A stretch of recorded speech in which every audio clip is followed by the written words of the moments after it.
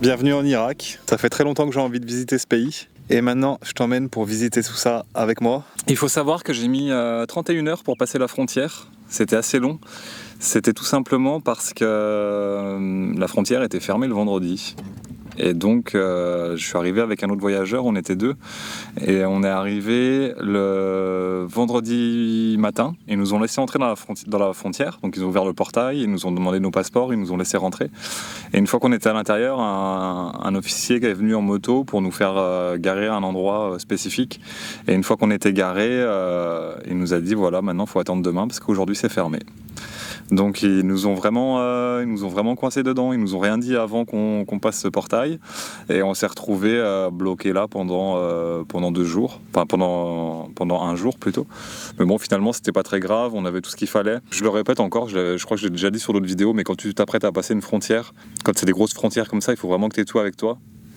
Que tu aies de la nourriture, que tu aies de l'eau, que tu aies vraiment tout ce qu'il faut parce que tu sais jamais pour combien de temps tu en as. Alors ça va rarement au-delà de 2 jours, hein, mais bon, il faut quand même avoir des petites réserves avec soi. Comme ça, il n'y a pas de souci. Du coup, nous, on a patienté, on a fait ce qu'on avait à faire dans nos camions. C'était assez calme, c'était sécurisé, donc finalement, c'était pas si embêtant que ça. Donc on est arrivé à Bassora et l'itinéraire classique ce serait de faire Bassora et de descendre après au Koweït, mais j'avais quand même très envie de voir Bagdad, ça fait très très longtemps que j'ai envie de visiter cette ville, donc j'ai quand même fait un petit aller-retour à Bagdad, au nord, au sud, tu vois c'est 400 km au nord, 450 à peu près, donc je suis allé à Bagdad et je suis redescendu pour après passer au Koweït.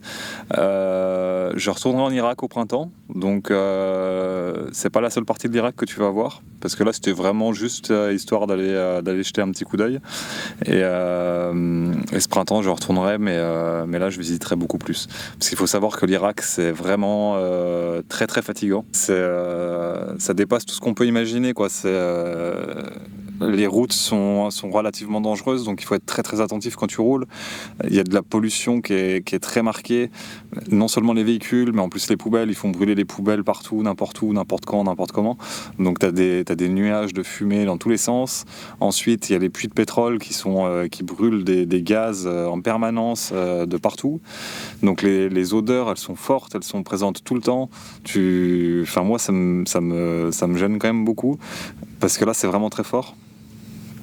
C'est jour et nuit, c'est tout le temps.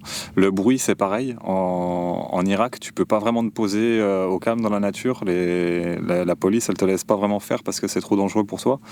Donc, t'es toujours à proximité d'une route, même la nuit. Donc, t'as les odeurs, t'as le bruit. Quand tu sors de ton camion, les gens sont extrêmement gentils, mais vraiment une gentillesse incroyable. Donc, ils sont toujours en train de venir te parler. T'es toujours dans l'action, en fait. T'as pas vraiment de temps mort. Ils sont adorables, c'est génial, hein, c'est vraiment cool, mais tu vois, du coup, quand tu marches dans la rue, il n'y a pas un moment où tu t'évades, quoi. T'es tout le temps à fond, en train de parler avec des gens, de filmer, de marcher, de reparler avec des gens, et j'avoue que c'était épuisant. Quand même une expérience exceptionnelle de pouvoir visiter l'Irak, quoi. C'est vraiment, tu te rends compte, ça fait des décennies qu'ils connaissent que la guerre, quoi, que c'est la merde et là ils voient débarquer des touristes, donc leur joie elle est vraiment importante. Je sais pas comment dire, je trouve pas les mots pour expliquer ce que j'ai ressenti par rapport aux gens. Tu vois, c'est de la guerre depuis. Je vais pas te refaire l'histoire de l'Irak. Cherche un petit peu l'histoire de l'Irak sur internet, tu vas voir que c'est le bordel depuis très longtemps.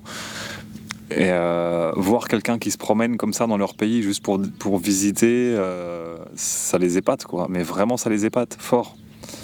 À un moment, je me suis fait... parce que tu te fais arrêter tout le temps en Irak, tout le temps, il y a des contrôles militaires dans tous les sens. Et je me suis fait arrêter par des militaires. Et j'ai dû commencer par leur expliquer le concept du voyage. parce qu'ils comprenaient pas ce que je faisais là avec mon camion. Et ils comprenaient pas que je voyageais pour découvrir le paysage, le pays, la culture, tout ça. Ils comprenaient pas. Donc j'ai dû vraiment leur expliquer que je voyageais pour découvrir tout ça et que maintenant j'étais là et que j'étais là pour parler avec eux, pour voir ce qu'ils faisaient, échanger au sujet de leur culture, de leur vie, de tout ça. Et voilà, c'est bizarre de devoir commencer comme ça, de leur expliquer que le concept un peu du voyage. Après les contrôles, on est souvent contrôlé, mais ils sont très très gentils. Pendant le contrôle, ils te payent le thé, ils t'offrent un truc à manger. Ils veulent vraiment prendre soin de toi, ils sont vraiment bienveillants et ils veulent vraiment qu'il t'arrive rien. Donc ils sont un peu surprotecteurs, on va dire.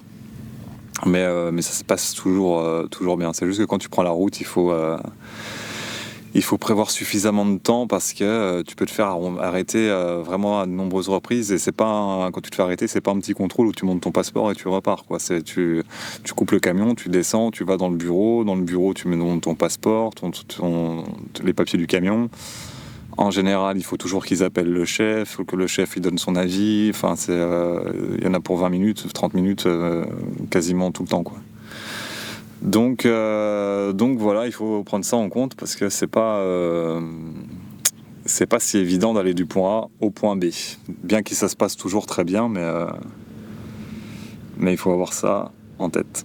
Je crois que j'ai assez parlé, maintenant je te laisse avec la vidéo. Allez, c'est parti.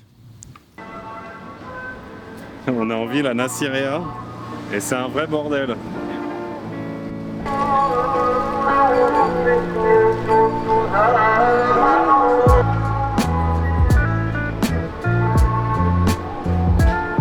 Les trottoirs, c'est pas toujours praticable.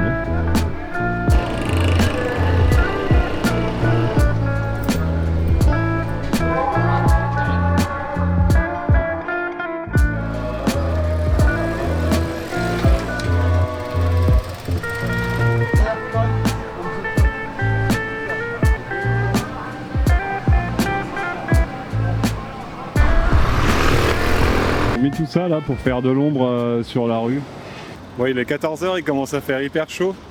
Du coup, il y a tout le monde qui ferme, tu vois. Je pense que tout va rouvrir vers 17h à mon avis. À force de voyager dans des pays où les gens sont gentils, j'ai l'habitude que les gens ils soient gentils avec nous, les voyageurs. Mais là en Irak, on a passé un level qui est assez élevé, quoi, quand même. Je te dis ça maintenant parce qu'il y a un mec en moto qui s'est arrêté, il m'a vu au bord de la route, il a vu que j'étais un touriste. Il s'est arrêté, il m'a proposé d'aller chez lui, il voulait m'offrir toutes ses courses qu'il avait avec lui. Et il m'a proposé d'aller chez lui. Quand je lui ai dit que je voyageais en camion, il m'a dit mais viens utiliser ma salle de bain, viens. Et moi je veux aller en ville faire des photos, alors c'est compliqué. Donc je lui ai expliqué, il a très bien compris. Je te parle de lui, mais c'est la 5e, 6e fois dans la journée qu'on me propose tout ça. C'est incroyable. Quand je pense comment les touristes sont reçus en France, ça fait bizarre.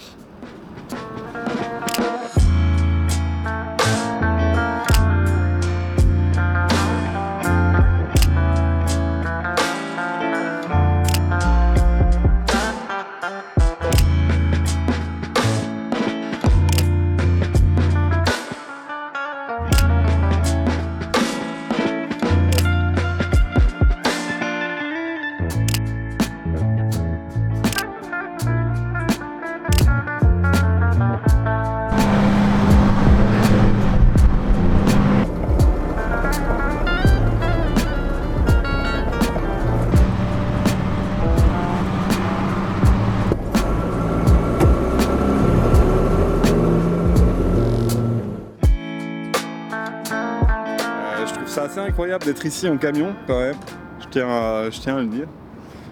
Tu vois, je suis ici, le spot, c'est un spot de ville sur le bitume, mais c'est plutôt cool parce qu'à côté là-bas il y a un petit parc avec des restos.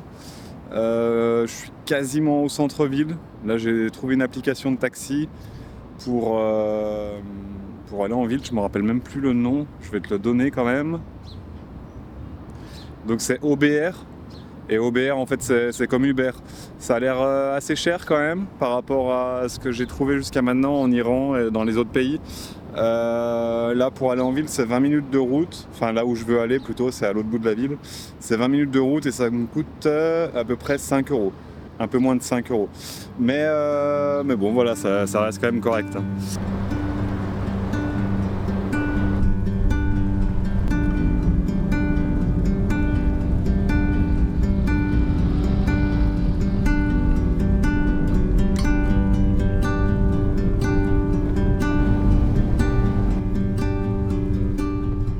C'est un bordel, mais indescriptible. C'est assez ouf. Il y en a de partout. Je sais même pas où. Non. Je peux pas passer. Il y a la circulation. Il y a les gens qui portent les trucs avec leurs roulottes. Allez, je te montre ça.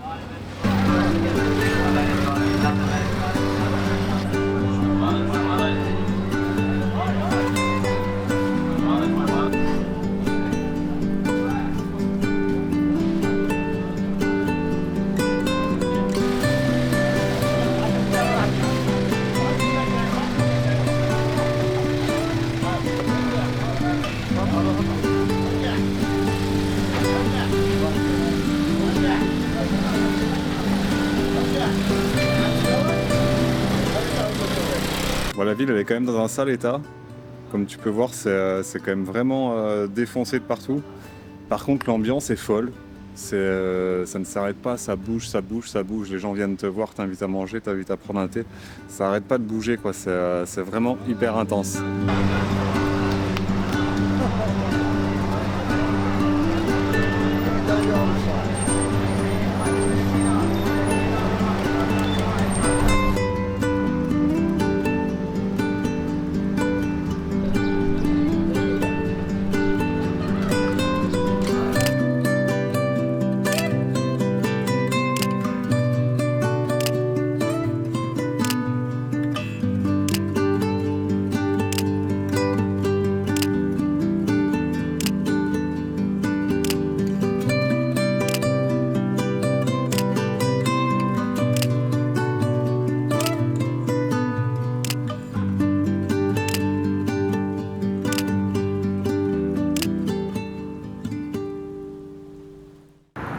Bon, marcher en ville à Bagdad, c'est pas des plus agréables. Hein. Un quart de la ville, j'essaye de rejoindre 2 points et c'est compliqué. Bon, je voulais aller voir cette tour, mais c'est complètement impossible parce que là, il y a ce mur ici, là, et c'est infranchissable à pied. Et les checkpoints avec les soldats, mais ils me laissent pas passer. Et ça fait bien 3 quarts d'heure que je marche dans ce brouhaha de voiture, c'est une 2 fois 3 voies. Et je commence à en avoir marre. Je veux que je prenne un taxi pour aller là où j'ai envie d'aller. Et le taxi, c'est juste pour passer le checkpoint en fait.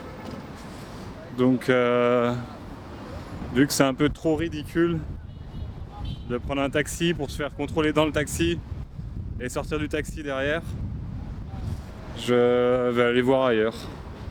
Bon, du coup, je marche un petit peu parce que j'ai 2-3 courses à faire avant de rentrer au camion. Et tu vois ici c'est quand même un peu plus conventionnel quoi, c'est pas la même ambiance qu'on avait au marché tout à l'heure. Il y a pas mal d'endroits où il y a des constructions neuves, tu vois. Là et là tout est neuf. Là c'est en cours. Bon si jamais il y a aussi la tour Eiffel à Bagdad. Hein. Il y a quand même vraiment beaucoup de grandes constructions. Hein. On voit que c'est une économie d'après-guerre, quoi. Tu vois, ça c'est neuf, enfin c'est même pas fini. Là-bas c'est encore en chantier. Là-bas, je sais pas si tu vois, c'est aussi un gros chantier. Ça c'est quasiment neuf. On sent qu'ils sont vraiment actifs pour tout reconstruire, quoi. Et ça fait pourtant quelques années qu'il n'y a pas de grosses attaques ici, donc j'ai l'impression que c'est quand même assez long de reconstruire une ville. Hein. Bon, et ben c'est parti, aujourd'hui je vais quitter Bagdad. Ça fait 5 jours que je suis ici. Je suis pas allé tous les jours en ville parce qu'il y a certains jours où j'ai travaillé sur mon ordinateur. Je vais essayer d'aller assez rapidement au Koweït parce que traverser la... Enfin, il n'y a rien de fou, c'est du désert à traverser pendant à peu près 600 km. C'est même pas du désert, c'est pas très beau quoi. C'est des plaines avec des gisements de pétrole à droite à gauche, donc c'est pas dingue. Je vais essayer de faire ça en 2 jours.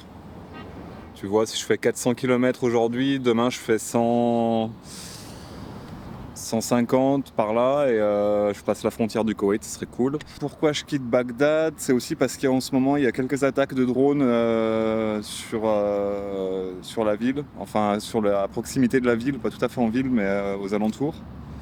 Donc j'ai pas trop envie de rester ici avec ces conditions.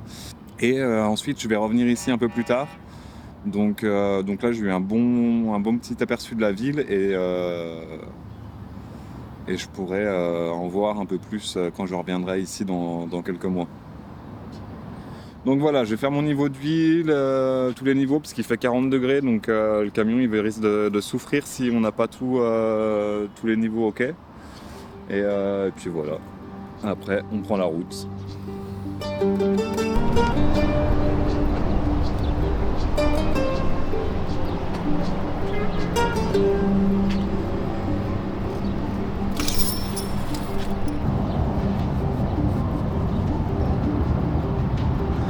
L'huile c'est bon, on est pile au max.